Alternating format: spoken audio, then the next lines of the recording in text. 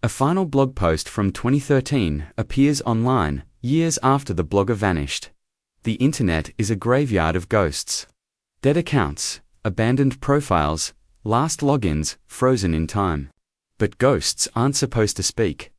On a Tuesday morning in October, 7 years after she disappeared, a ghost named Ilara Finch posted one last time. The blog was called Wanderlost, a relic of a more optimistic internet, a time of sepia filters and earnest travelogues. For years, it had been a digital tombstone. Its last entry dated November 12, 2013. A cheerful dispatch from a sun-drenched cafe in Santorini. The post was full of clichés: the impossible blue of the Aegean, the taste of fresh olives, the feeling of being untethered and free. It was the last digital footprint she ever left. Until today, the new post appeared without warning. No notification. No algorithm pushing it to the top of anyone's feed. It just materialized, a glitch in the digital fabric. Dated November 14, 2013. 2 days after she was last seen. It began with a single jarring image. Not the usual sun-bleached photograph of a cobblestone street or a turquoise bay. This was a photo taken in near darkness, the quality grainy, streaked with the telltale signs of a low-end phone camera struggling against the gloom. It depicted a room, or maybe a cellar. The walls were stone, slick with a dark, unidentifiable dampness that seemed to crawl down the rough-hewn blocks. In the center of the frame was a wooden chair, simple and hard-backed. The kind you might find in a forgotten corner of a farmhouse. On the chair sat a small, tattered backpacker's backpack. The one her mother had described with heartbreaking precision to apathetic Greek policemen 7 years ago. The one with the hand-stitched patch of a sparrow on its front pocket. But it was the text beneath the photo that stopped the world. It wasn't written in Ilara's usual breezy, lyrical prose. The words were stark, clumsy, typed with what one could only imagine were trembling, fumbling fingers. Title: My last stop, they say. Travel broadens the mind. It doesn't. It just shows you how small the world is. How there's no corner you can run to where the monsters aren't already waiting. I thought I was finding myself. I was just being followed. My name is Ilara Finch. If you're reading this, it means he finally uploaded it. He promised he would. He said it was part of the game. He called it the epilogue. I'm in a place with no windows. It smells of wet earth and something sweet, like rotting fruit. There's a single light bulb hanging from a wire, and it hums. The sound is a live thing in the silence. I haven't seen the sun in 2 days. Or is it 3? Time is a puddle here. He brings me water, sometimes food. A piece of bread, an apple. He watches me eat. He doesn't speak much, he just watches. His name is Julian. At least, that's what he told me in the beginning, back when he was just a charming man with the sad eyes I met at the hostel in Athens. The one who told me he was a photographer, looking for unspoiled beauty. I should have known he wasn't.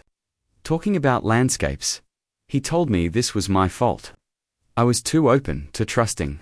I put my life online for everyone to see. You invited the world in Ilara, he said, his voice so calm it was more terrifying than any scream. I just accepted the invitation. He's letting me write this. He's sitting in the corner now, just out of the frame of the photo. He says it's my confession. My apology for being careless. He says the world needs to learn a lesson from my story. He's going to post this when it's over. When I've atoned. The floor is cold. It's so cold. I've been trying to scratch a message into the stone with a loose thread from my sweater. But the rock is too hard. It just scrapes my fingernails raw. There's a door, a heavy wooden thing with a thick iron bolt on the outside. I hear it slide open, and my heart stops. I hear it slide shut, and my heart breaks. He's not a monster. That's the scariest part. He's a man. He hums old folk songs while he cleans his camera lenses. He talks about his mother. He says she was a beautiful woman who is taken for granted. He says he's protecting me from a world that would have done the same to me. He calls this place the sanctuary. I can hear the sea. It's faint, but it's there. A distant, rhythmic shushing. It's the cruelest sound in the world. It's the sound of freedom.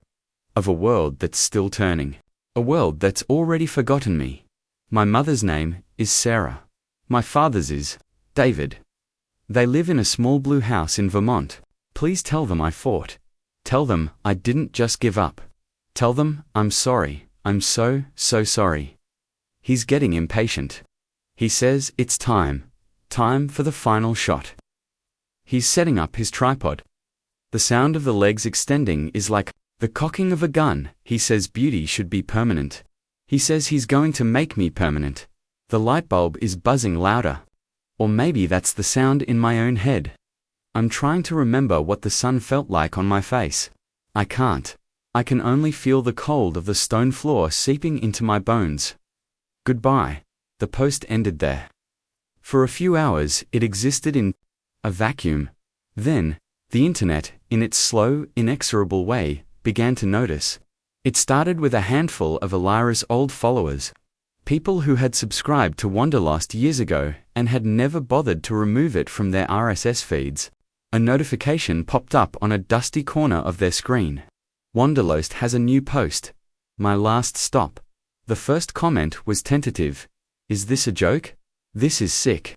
The second was more frantic. Oh my God, Elara, is that you? Someone call? The police. Within an hour, the link was on Reddit. The Unresolved Mysteries subreddit exploded. The post was dissected, analyzed, cross-referenced with the old case files that were still floating around online. The photo of the seller was enhanced, brightened, torn apart, pixel by pixel.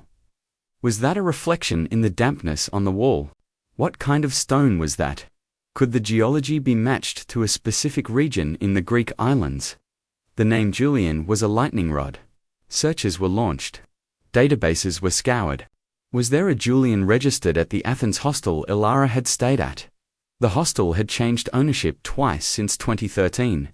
Their records were long gone by noon. It was on Twitter. Hashtag ElaraFinch was trending. News outlets, smelling blood in the digital water, began to run stories. Vanished bloggers' site posts, chilling final entries 7 years later. The story was a perfect storm of modern fears, the dark side of influencer culture, the vulnerability of solo female travelers, the chilling idea that the digital breadcrumbs we leave behind could lead a predator right to our door. In a quiet, suburban home in Vermont, a woman named Sarah Finch was watering her hydrangeas when her phone began to buzz incessantly. It was her sister, then a neighbor, then a number she didn't recognize. She ignored them, her hands covered in soil. But the buzzing wouldn't stop. Finally, wiping her hands on her jeans, she answered. Sarah, have you seen the news? Her sister's voice was tight with a panicked energy she hadn't heard in 7 years. What news? Sarah asked, a familiar cold dread coiling in her stomach. It was the same feeling she'd had the day the embassy called. It's Elara, her blog. Turn on your computer, Sarah. Just turn it on. David Finch was at the hardware store, comparing different gauges of sandpaper, when he felt his own phone vibrate. It was a news alert. He usually swiped them away, but the headline caught his eye. It contained a name he hadn't allowed himself to say out loud in years. Elara Finch. He abandoned his cart in the middle of the aisle, his breath catching in his throat. He leaned against a shelf of paint cans, his knuckles white as he gripped his phone, his thumb shaking as he clicked the link. He saw the photo of the seller, the backpack with the sparrow patch his daughter had sewn on herself, and he began to read. The world dissolved around him. The smell of sawdust and metal, the tinny sound of the store's overhead music, the drone of a nearby floor polisher tour faded into a roaring silence. There were only the words, stark, terrified. Final. Please tell them I fought. A sob tore from David's chest, a raw, ragged sound that made a nearby employee jump. He didn't notice. He was in a cellar in Greece. 7 years ago, the cold of the stone floor seeping into his own bones. His daughter was there. She was talking to him, and he couldn't reach her. The post was a digital seance, a message from a ghost that was suddenly, horrifyingly real. It wasn't just a story. It was a crime scene. And the killer, the man named Julian, had just signed his confession. Or had he? The debate raged online. Was it a hoax? A cruel, elaborate prank designed to prey on an old tragedy?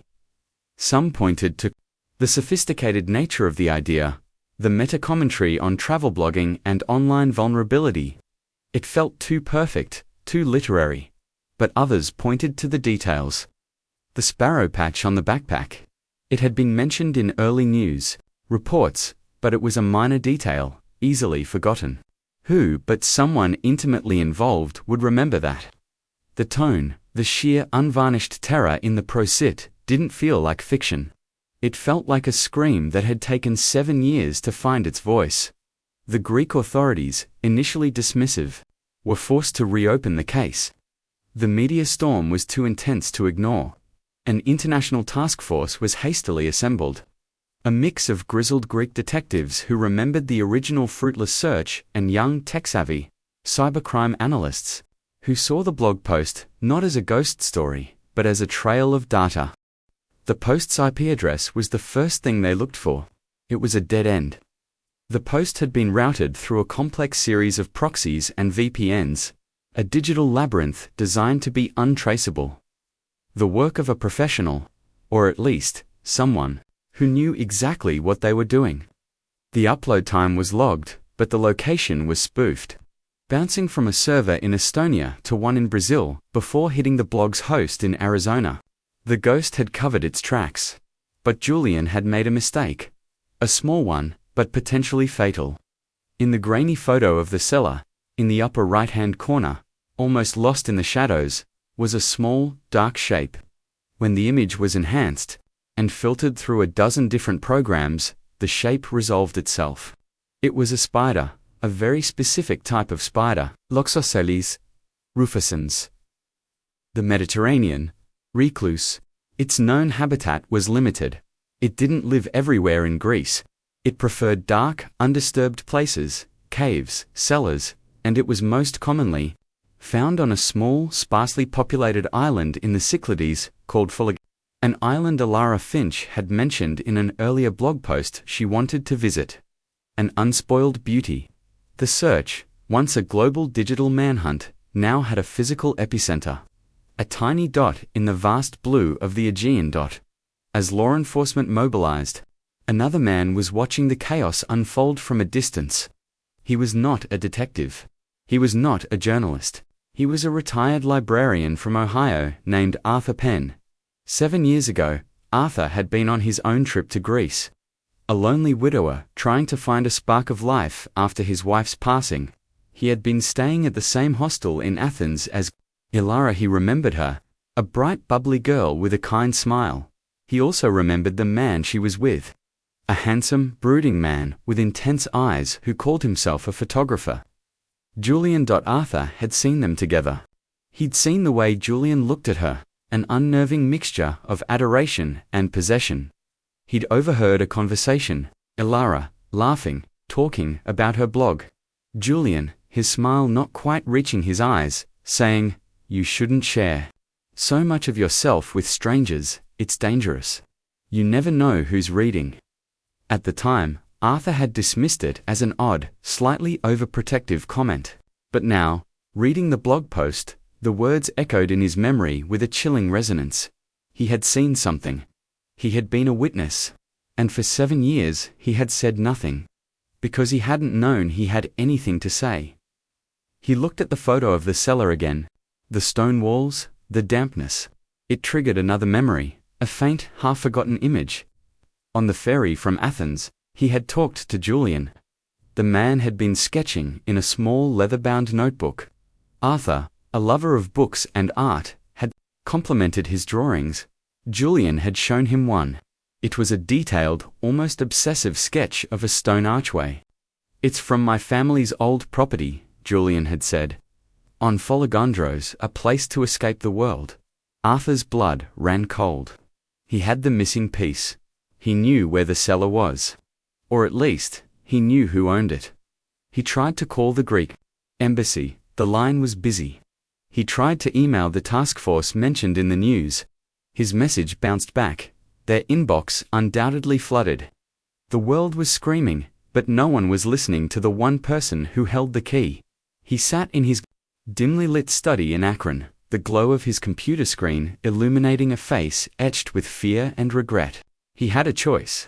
He could keep trying the official channels, get lost in the noise, his small voice drowned out by the global shouting match, or he could do something else. Something drastic. He opened a new browser tab and began to type. He wasn't a blogger, he wasn't a journalist, he was just a man who had been in the wrong place at the right time. He started to write his own post, not on a public blog, but as a comment on the Reddit thread that was now thousands of messages deep. Username, Buckareader77 Subject. I met Julian. I think I know where she is. He typed out everything he remembered. The hostile. The conversation. The sketch of the stone archway. The name of the island, Foligandros. He described Julian's face, his voice, the unnerving stillness in his eyes. He hit post and watched his words disappear into the digital abyss. A tiny drop in an ocean of speculation and outrage. For a moment, nothing happened. Then, a single reply appeared. Pics or it didn't happen, old man. Another followed. Yeah, right. My uncle's cousin totally dated the Zodiac killer too. Despair washed over him. He was just another crank, another voice in the cacophony. He was about to close his laptop, to retreat back into the quiet anonymity of his life, when a new message popped up. It wasn't a reply to his comment. It was a private message. The username was a string of random numbers and letters. The message itself was only 2 words, be careful. Arthur stared at the screen, his heart pounding. The message wasn't threatening. It was a warning. Someone had seen his post. Someone believed him, and that someone knew that sticking your head above the parapet in a storm like this was a good way to get it shot off. The ghost of Ilara Finch had spoken, and in doing so, had summoned more than just detectives and journalists. It had summoned the other ghosts, the ones who had been silent for 7 years, the ones who knew the truth, and one of them had just reached out to him. The cliffhanger wasn't just about finding Ilara anymore. It was about who Julian really was, and who, in the vast interconnected web of the internet, was pulling the strings. The game Ilara had written about wasn't over. A new player had just been dealt in. The world knew Ilara Finch as a sun-kissed wanderer, a girl whose identity was curated through carefully chosen photos and effervescent prose. She was the smiling face leaning out of a train window in Sri Lanka, the silhouette against the sunset in Morocco, the hand holding a gelato in Rome. Her blog Wanderlust was a mosaic of joyful moments, a testament to a life lived without fear. But the Ilara her family knew, the girl behind the screen, was a more complicated picture. She was born from a quiet tragedy, a secret that had shaped her entire existence. Her older sister, Chloe, had died at 16, a victim of a hit driver who was never caught. Ilara was only 10 at the time, but the loss carved a hollow space inside her, a void she spent the rest of her life trying to fill with motion, with distance, with the constant distraction of new places and new faces. Her travel wasn't just a passion, it was an escape. She wasn't running towards something, she was running away from the silence of her sister's empty room, from the ghost that haunted their small blue house in Vermont. Her parents, Sarah and David, were trapped in the same amber of grief. Sarah, a botanist, poured her love into her garden, nurturing life because she couldn't protect her own child's. David, a carpenter, built things sturdy, reliable objects that couldn't be broken, that couldn't be taken away in the blink of an eye. They loved Ilara fiercely, but their love was tinged with a desperate, suffocating fear. Every time she booked a flight, every time she posted from a new far-flung location, they felt a fresh wave of anxiety. They saw the danger in every stranger's smile, the threat in every unfamiliar street. They had begged her not to go on that final trip to Europe. It's too long, Sarah had pleaded, her hands twisting in her apron.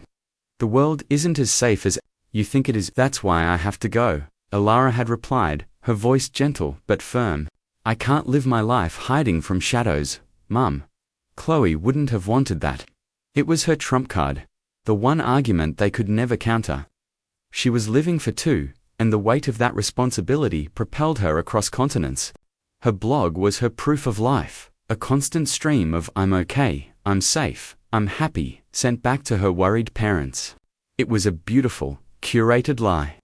The truth was, she was often lonely. She felt the ache of her sister's absence most keenly when she was surrounded by the world's most breathtaking beauty. In those moments, she would retreat into herself, the vibrant girl from the photos replaced by a quiet, pensive young woman who wrote poetry in a worn leather journal she never showed anyone. She was a paradox, a girl who broadcast her life to thousands of strangers but kept her true self hidden away. She was a victim long before she met her killer, a victim of a grief that had taught her that the people you love can be snatched away without reason or warning. The antagonist, the man who called himself Julian, was a ghost of a different sort. His real name was Nikos Vasilis. He wasn't a photographer. He was an architect of ruin. His father had been a wealthy shipping magnate from one of Greece's old, powerful families. His mother, a beautiful but fragile artist, had been his father's trophy, a bird in a gilded cage. Nikos grew up in a world of immense privilege and profound emotional neglect. His father was a tyrant, a man who saw people as assets to be controlled. His mother was his obsession. He adored her, worshipped her ethereal beauty, and watched with a helpless, simmering rage as his father's casual cruelty slowly extinguished her spirit. She died by suicide when Nikos was 19. A quiet, graceful exit from a life she could no longer bear. His father remarried within a year to a younger woman who was a carbon copy of his mother. And that's when Nikos's mind fractured. He began to see his mother everywhere in the faces of young, beautiful women who possessed that same combination of innocence and sadness. He developed a twisted, messianic complex. He wasn't killing them, he was saving them. He was preserving their beauty, their purity, before the world, before men like his father could tarnish it. He inherited his family's properties, scattered across the Greek islands, remote, isolated places where he could enact his rituals without interruption. He was charming, intelligent, and handsome, a predator who wore the skin of a poet. He learned to mimic the language of artists and dreamers, to talk of light and shadow and unspoiled beauty. He found his victims in places where young women were at their most vulnerable and open. Hostels, cafes, travel hubs. He targeted travel bloggers specifically. He loved the irony. He loved that they were documenting their own demise, leaving a trail of breadcrumbs that led directly to his door, a trail he would then meticulously erase. He saw himself not as a killer, but as a curator, a collector of beautiful things he was protecting from a world that didn't deserve them. Alara Finch, with her sad eyes and her beautiful, public grief, was his masterpiece. The hidden witness, Arthur Penn, was a man defined by inaction. A retired librarian from Akron, Ohio. He had lived a life of quiet observation, surrounded by the stories of others, but never truly writing his own. His wife Eleanor had been his opposite, bold, adventurous, the one who pushed him to step outside his comfort zone. Her death from a sudden aneurysm had left him adrift in a sea of silence.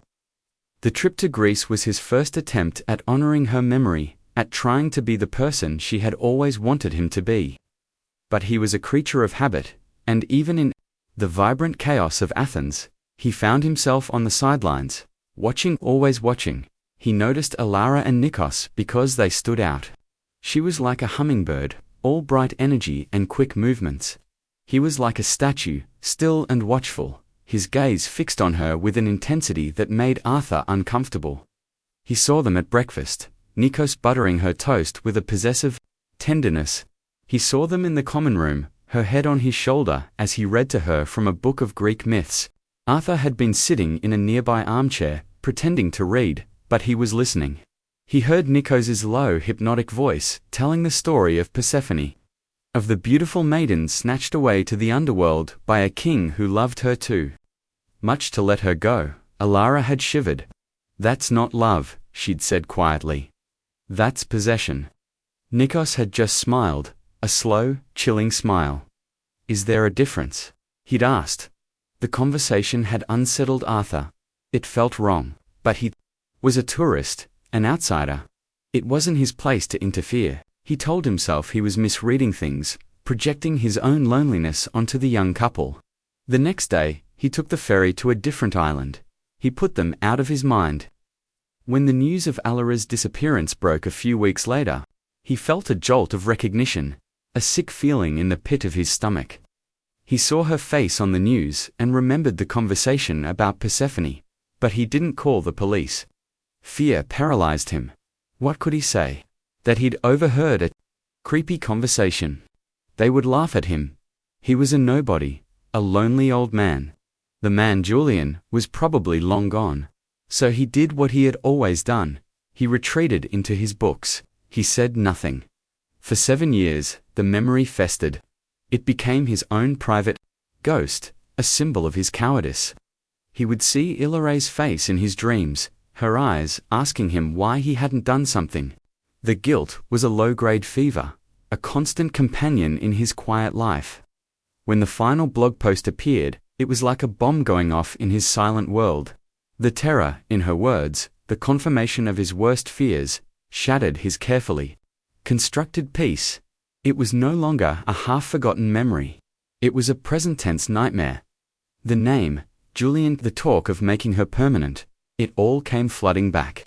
His comment on Reddit was a desperate, belated act of courage, a single word whispered after 7 years of silence. And when he received the cryptic private message, "Be careful," he understood. This wasn't just about a single killer. Nikos was from a powerful family. A family that could make problems and witnesses disappear.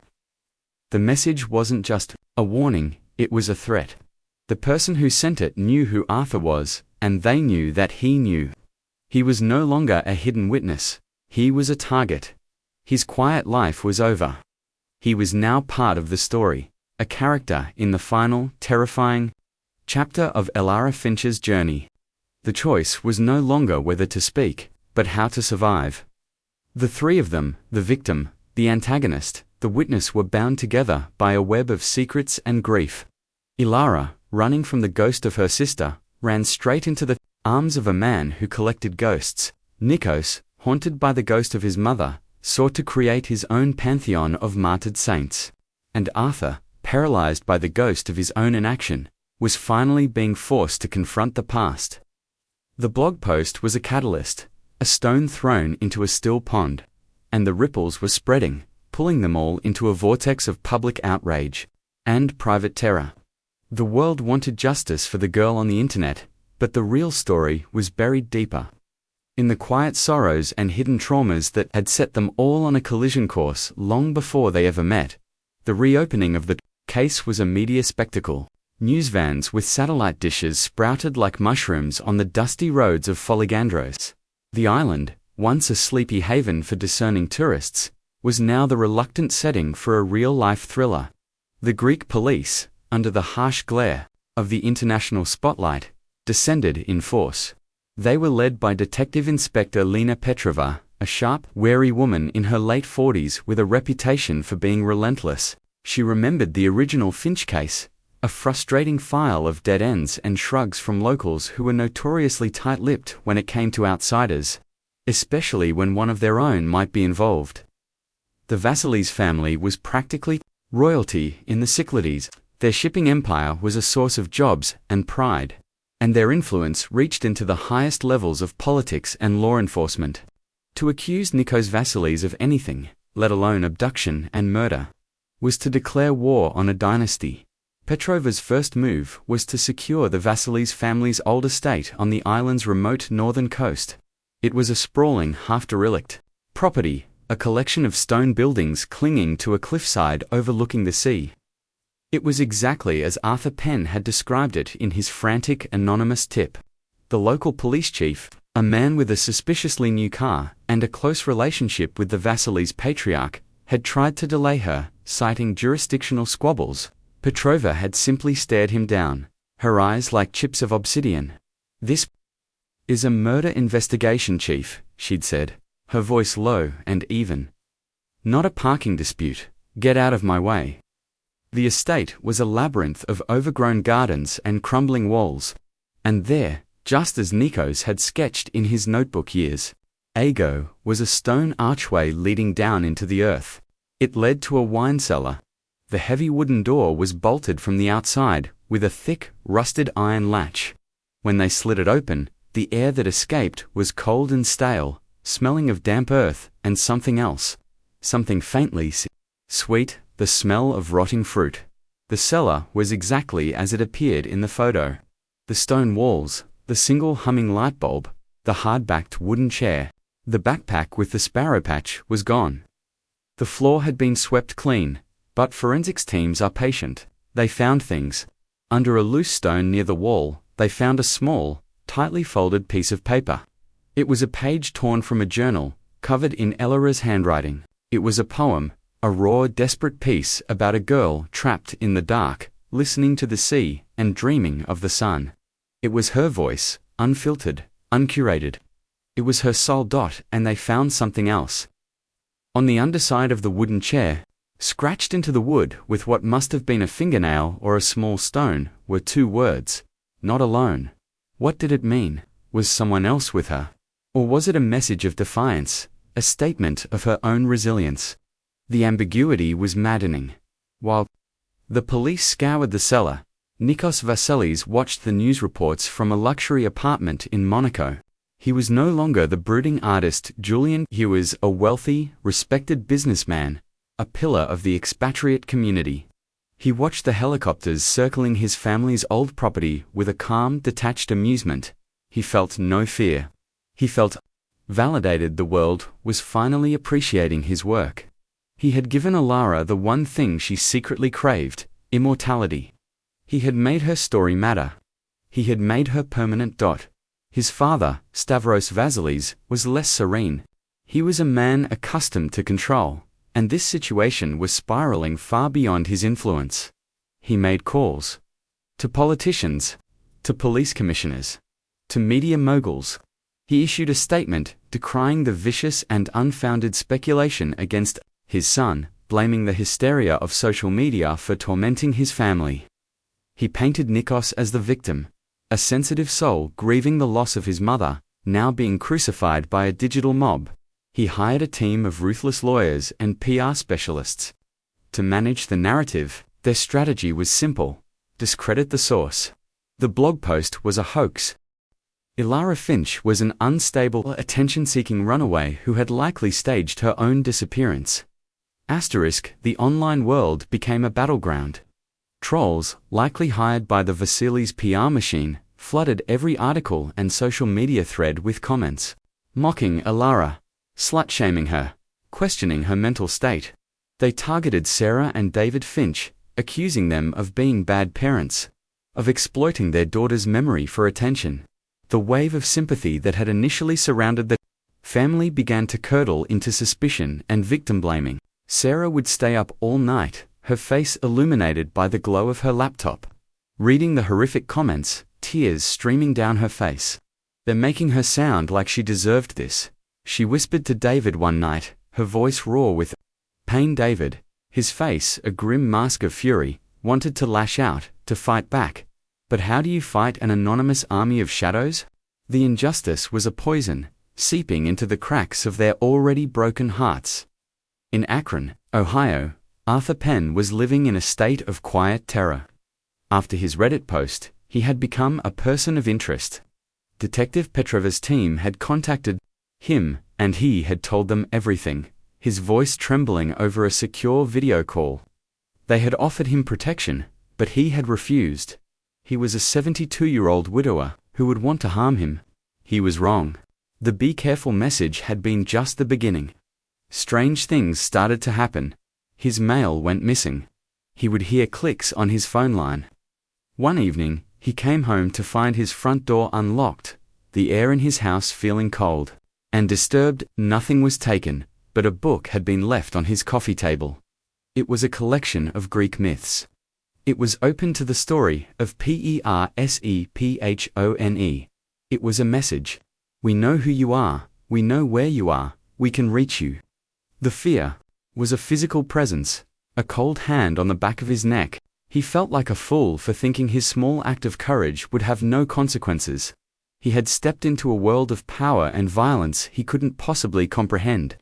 He began to second-guess himself. Had he imagined the conversation? Was he just a lonely old man seeking relevance? The Vasily's lawyers were already painting him as an unreliable witness, a senile man with a grudge. He started to believe them. His conscience, which had screamed at him to speak up, was now whispering for him to run, to hide, to disappear back into the silence. The conflict escalated when Nikos, in a move of breathtaking arrogance, agreed to an exclusive interview with a high-profile journalist. The interview took place on his yacht in Monte Carlo harbor, the very picture of untouchable wealth. He was calm, articulate, and deeply sympathetic. He admitted to meeting Alara. He described her as a troubled but beautiful soul. He claimed they had a brief, intense affair. She was lost, he said, his eyes full of a carefully rehearsed sadness. She talked about wanting to disappear, to leave her old life behind. I tried to help her, but she pushed me away, he suggested.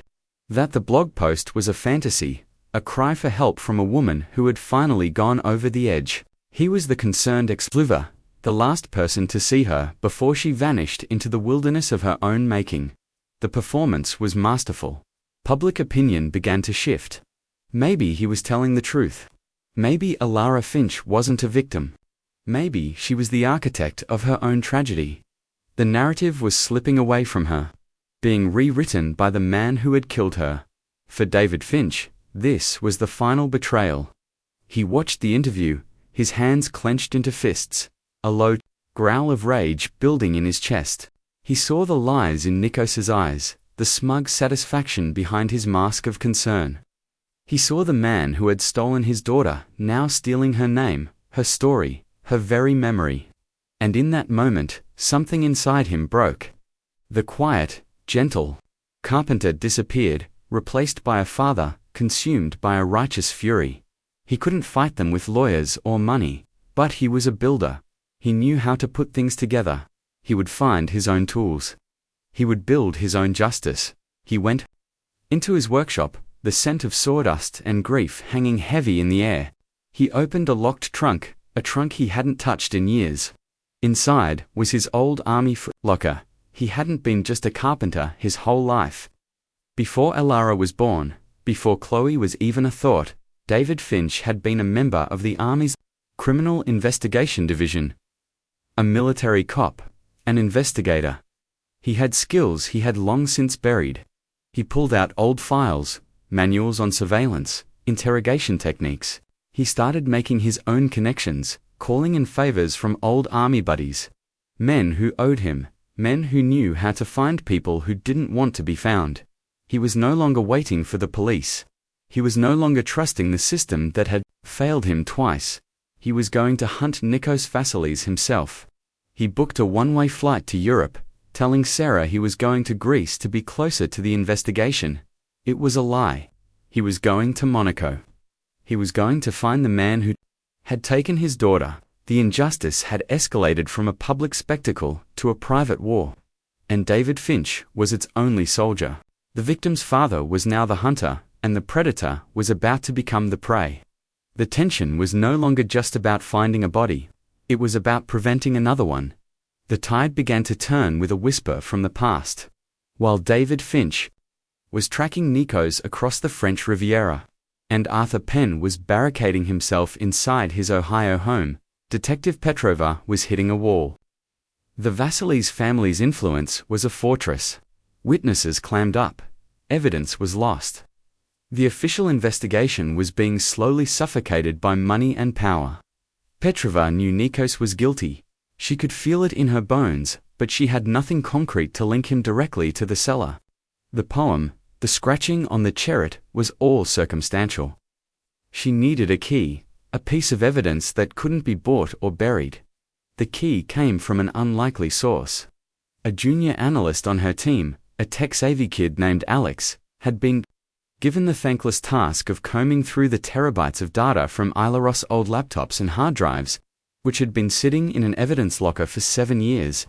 It was a digital ghost town. Thousands of photos, half-finished blog posts, playlists, movie files. Alex was about to give up when he noticed something odd in her cloud storage account. There was a hidden folder, encrypted and password protected, labeled simply CL. It was a long shot, but Petrova had a hunch. CL, she murmured, staring at the file name on the screen. Chloe. She looked at Sarah and David. Finch's original statements from 2013. Chloe was the name of the sister who had died. She called Sarah Finch in Vermont. Do you know if Ilara had a password connected to her sister? Sarah was silent for a long moment. Then, a choked sob. Try Stargazer Lily 7, she whispered. It was Chloe's favorite flower, and she was born in July. Alex typed it in. The folder unlocked. It wasn't a diary. It was a vault. Inside were dozens of audio files, raw, unedited recordings made on Ilara's phone. It was her secret journal. A place where she spoke the truths she couldn't bring herself to write. There were recordings of her weeping in lonely hostile rooms, of her quiet observations in crowded markets, of her whispering poems to the sound of the ocean. It was the voice of the real Ilara, full of fear and hope and a profound aching loneliness. And then they found the last 3 files.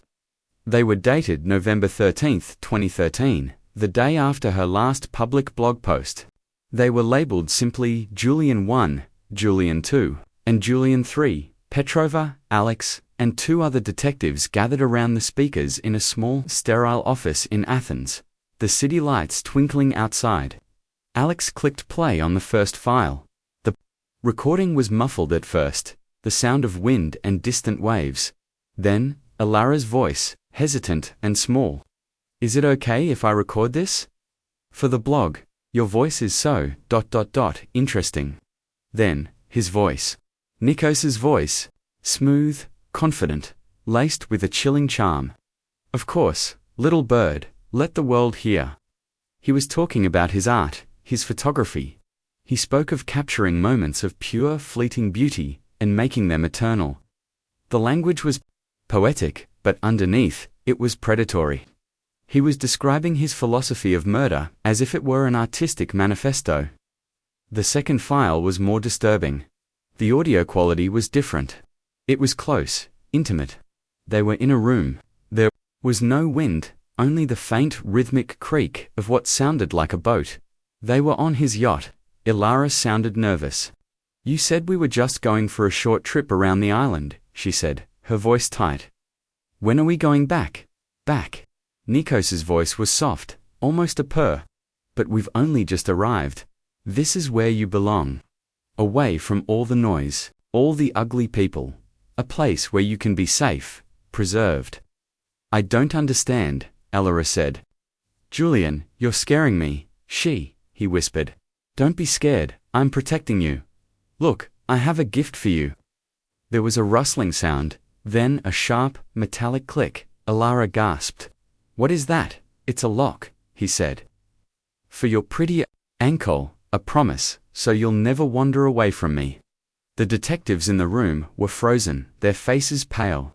They were listening to the moment of abduction. They were listening to a girl's freedom being extinguished. The third file was the bombshell. It was short, only 2 minutes long. The audio was filled with a terrible, echoing quality. They were in the cellar. Ilara was crying, her sobs punctuated by a desperate, ragged breathing. Why are you doing this? She pleaded. Nikos's voice was no longer charming. It was cold, flat, devoid of all emotion. Because I love you, Ilara. I love your beauty, and I won't let the world have it. I won't let it fade. Men would have used you, discarded you. I'm giving you an honor. I'm making you a work of art. My art? Asterisk. There was a pause, and then Ilara's voice, suddenly clear and defiant, a spark of fire in the darkness. You're not an artist. You're just a broken little boy who's afraid of being alone. My family will find me. The people who read my blog, they'll look for me. You can't just make someone disappear, Nikos laughed. A dry, hollow sound that made the blood run cold. Oh, but I can. I've done it before. You're not the first little bird. just the most perfect. And as for your blog, I think it needs an epilogue, a final post, from you. A confession of your carelessness. A warning to all the other little birds who share too much of themselves. You'll write it for me. And then, when it's all over, years from now, when everyone has forgotten you, I'll post it. It will be my signature on my masterpiece. A final, beautiful grace note. There was the sound of a scuffle, a choked scream, and then the recording cut out. Silence. The office was utterly still. Alex slowly took off his headphones, his eyes wide with horror. Petrova stood up and walked to the window, her back to the room. She was looking at the city, but she was seeing a dark, damp cellar. She was seeing a brave young woman's final moments. She finally had him. It was all there, the confession, the motive, the premeditation, the existence of other victims. This wasn't just about Ilara Finch anymore. This was about a serial killer who had been operating with impunity for years, protected by his family's name and fortune. The plot twist wasn't just a clue, it was a conspiracy. The full, monstrous truth was out. Petrova turned back to the room, her face set like stone. "Get me a warrant," she said, her voice shaking with a cold fury. "An international warrant for the arrest of Nikos Vasilis, and get me the authorities in Monaco on the line. Now." She then made another call, this one to a number in Akron, Ohio. Arthur Penn answered on the first ring, his voice frail.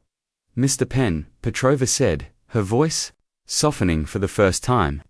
"My name is Detective Inspector Petrova. We need to talk, and you don't need to be afraid anymore. We have her voice." Her final call was the hardest. She dialed the number for the Finch residence in Vermont. David didn't answer. He was already in Europe, a ghost hunting a ghost. So she spoke to Sarah, gently explaining what they had found. She didn't play the recordings for her.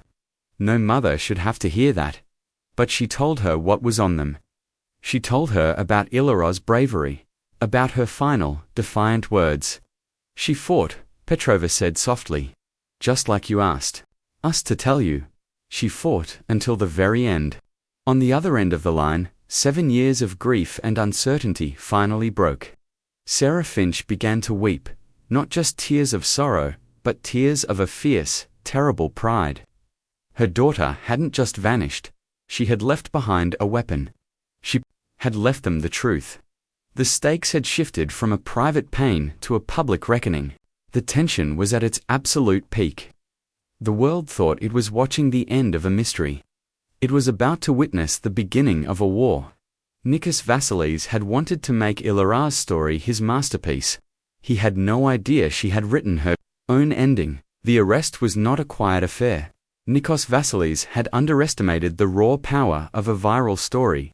When Detective Petrova's warrant, backed by the irrefutable audio evidence, hit the desks of the Monegasque authorities, they had no choice but to act. The global media was already camped outside Nikos's luxury apartment building. Their cameras trained on the entrance like a firing squad. The Vasilis family's influence, so potent in the back rooms of Athens, was useless against the full glare of the world's outrage. They came for him at dawn. A team of elite tactical officers, clad in black, stormed the penthouse. Nikos was apparently taken by complete surprise. He was in a silk dressing gown, drinking an espresso on his balcony, overlooking the harbor. When the door to his apartment splintered open, he didn't run. He didn't fight. He simply turned, a look of mild annoyance on his handsome face, as if they were caterers who had arrived at the wrong time. But as they cuffed him, his mask of calm finally cracked. He saw the cameras filming from the street below, from neighboring balconies, from a news helicopter hovering overhead. He saw his carefully constructed world of elegance and control being shattered in real time. And he saw something else. Standing on the street, across from the phalanx of police cars and news vans, was a single, still figure. An older man with graying hair and the eyes of a wolf, David Finch. David had been there all night, watching, waiting. He had tracked Nikos from his yacht to his apartment, a silent, patient shadow. He hadn't known the police were coming. He had his own plan, a much darker, more final resolution in mind. But as he watched them lead Nikos out in handcuffs, their eyes met across the chaotic street. In that moment, a silent communication passed between them. Nikos's look of shock curdled into one of sneering contempt. David's was one of pure, unadulterated hatred, a promise of suffering that no prison sentence could ever fulfill. The public arrest was a victory for justice, but for David, it was only an interruption. The trial was held in Athens and became the most watched legal proceeding in modern Greek history. It was a media circus. The courtroom was a pressure cooker of emotion. On one side sat the Vasilis clan, a phalanx of expensive suits and stony faces. Led by the patriarch, Stavros, his face a mask of defiant rage. On the other sat Sarah Finch, a small, solitary figure of immense dignity. David was rarely there. He couldn't bear to be in the same room as the man who had murdered his daughter. He spent his days walking the streets of Athens, a ghost in the city that had stolen his child. The prosecution, led by a fiery lawyer named Eleni Soteropoulos, built their case methodically. They started with a blog post, the photo of the cellar, the testimony of the forensic experts. They brought Arthur Penn to the stand.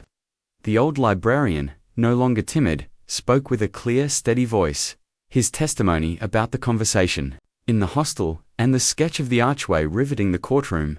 The Vasilis lawyers tried to tear him apart, painting him as a fascist, but his quiet conviction was unshakable. The cinematic climax came when Soteropoulos announced she was playing the audio files from Ilara's hidden folder. A hush fell over the courtroom. Stavros Vasilis tried to object, his lawyers leaping to their feet, shouting about illegal recordings and privacy violations. The judge, a stern woman who had seen enough of the Vasilis family's arrogance, overruled them. The dead have no right to privacy, counsel, she said, her voice dripping with ice. But they have a right to be heard. Play the recording. They started with Julian 3. The cellar recording. The sound of Elara's terrified sobs filled the vast, ornate courtroom. People in the gallery gasped. One of the jurors, a young woman, began to cry. Sarah Finch sat perfectly still, her eyes closed, her hands clenched in her lap. Absorbing her daughter's final moments, Nikos watched the jury, a faint, condescending smirk on his face. He still believed he could control the narrative.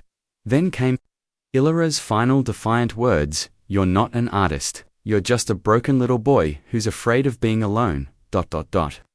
You can't just make someone disappear." And then, Nikos's chilling reply, his confession, echoing through the silent room. "Oh, but I can. I've done it before. You're not the first, little bird. Just the most perfect, ... I'll post it. It will be my signature on my masterpiece." The smirk on Nikos's face vanished, replaced by a flash of pure animal panic. It was the sound of his own voice, his own arrogance, condemning him. In that moment, everyone in the room, everyone watching around the world, heard him not as a charming scion of a wealthy family, but as a monstrous predator. The recording was a ghost, Ilaros ghost, pointing an incorporeal finger from beyond the grave. The verdict was a formality, guilty on all counts, murder, abduction, and, thanks to his own recorded words, the prosecution opened investigations into at least 3 other unsolved disappearances of young female tourists in the Cyclades over the past decade.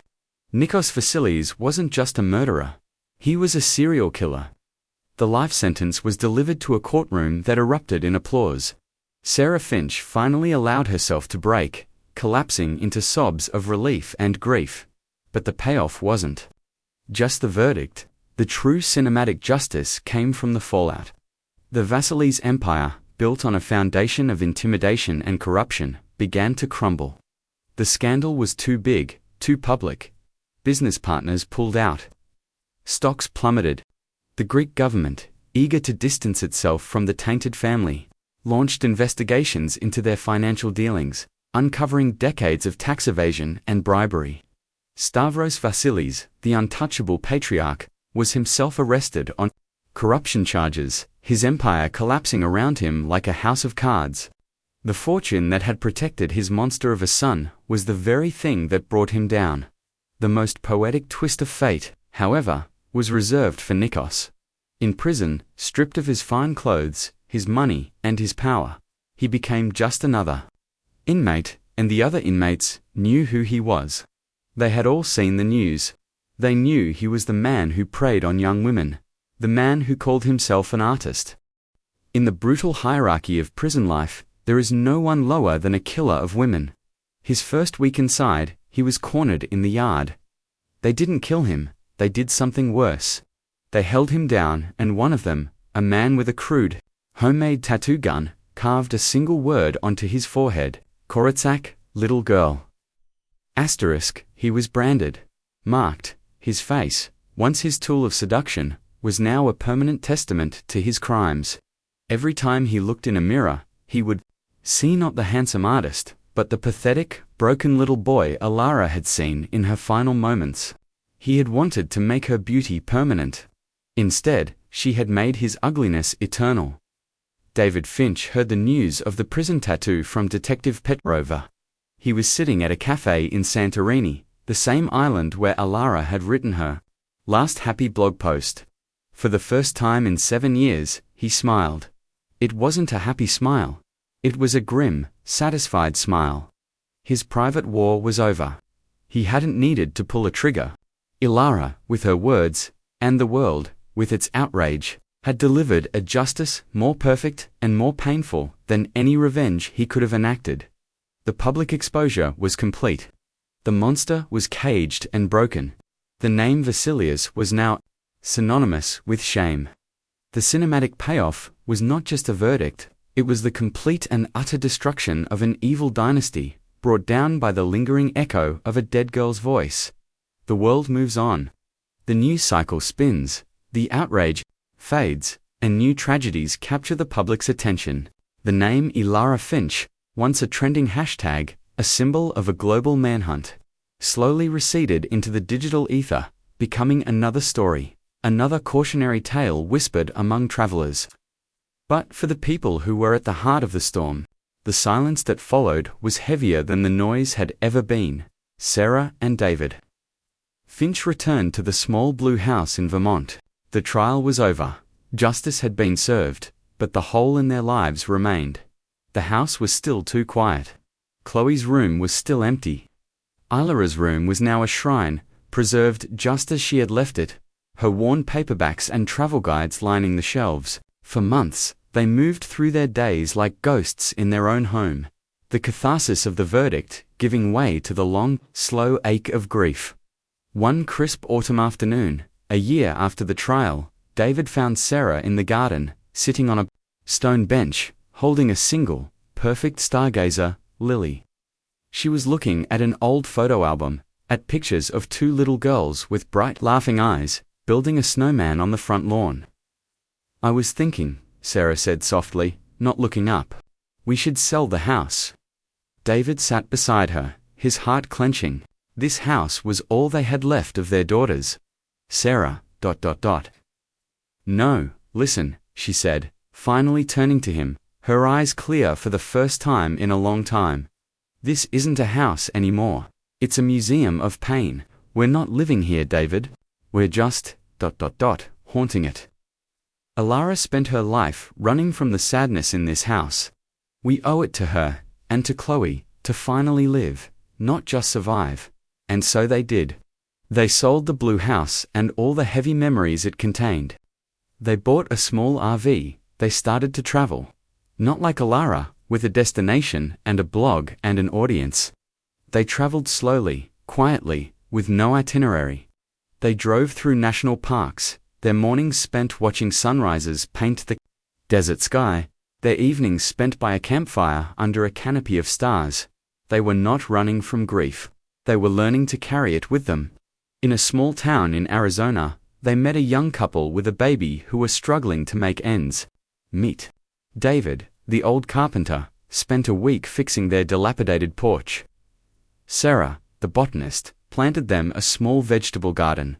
They didn't talk about their daughters. They didn't have to. They were honoring them, channeling their love for the children they had lost into small acts of kindness for the living. They were finally living the lesson Alara had tried to teach them, that the world, for all its dangers, was also full of beauty and grace. If you were open to seeing it. In Akron, Ohio, Arthur Penn found a different kind of peace. The trial had made him a minor celebrity, the librarian hero who helped break the case. He was offered book deals and movie rights. He turned them all down. He didn't want fame or money. He just wanted his quiet life back. But something in him had changed. The man who had been defined by inaction had acted, and it had saved lives. He started volunteering at a local community center, teaching adult literacy classes. He found a profound joy in helping people find their own voice, in giving them the tools to tell their own stories. He still thought of Alara often. He had kept a single newspaper clipping from the trial, a photo of her smiling, the one from the top of her blog. He kept it on his desk, a reminder that even the quietest voice can make a difference. That it's never too late to be brave. The final haunting echo of the story came from the Vasilis estate, now seized by the state, fell into ruin. The locals, ashamed of the darkness it represented, shunned the place. But the story of the girl in the cellar became a local legend, a ghost story whispered to tourists. The cellar itself was sealed, the entrance covered with concrete. But someone, no one ever knew who, had placed a small, simple stone marker near the spot. It was carved from local marble, and on it were engraved the words from the underside of the cellar chair. The words Alara had scratched in the dark, "Not alone," and below that, a single line from her secret poem, the one they found under the floorboards. ... And still, I dreamed of the sun. The Wanderlost blog was eventually taken down by her parents, but not before they added one final post themselves. It wasn't a story or an epitaph, it was just a link. A link to a new charitable foundation they had started in their daughters' names, the Chloe and Alara Finch Foundation for Safer Travel. Its mission was to provide resources, safety training, and emergency support for young solo travelers, especially women. They used the last of their savings and the money from the sale of their house to fund it. The last image on the blog, the one that would remain frozen in the digital amber of the internet, was not the photo of the dark cellar. It was a picture Sarah had taken on their RV trip. It showed a vast, empty road, stretching towards a horizon, ablaze with the colors of a desert sunset. There was no one in the photo, just the road, the light, and the feeling of a journey that, in some ways, was just beginning. The story of Alara Finch had started as a travel blog and ended as a tragedy. But in its aftermath it became something else, a map. A map for her parents to find their way back to life. A map for a lonely old man to find his courage. And a map for countless other travelers, a reminder to tread carefully. To stay aware, but to never, ever stop dreaming of the sun. The emotional echo was not one of despair, but of a quiet, resilient, and bittersweet hope. The cost of the truth had been immense, but the legacy it built was, in its own way, permanent.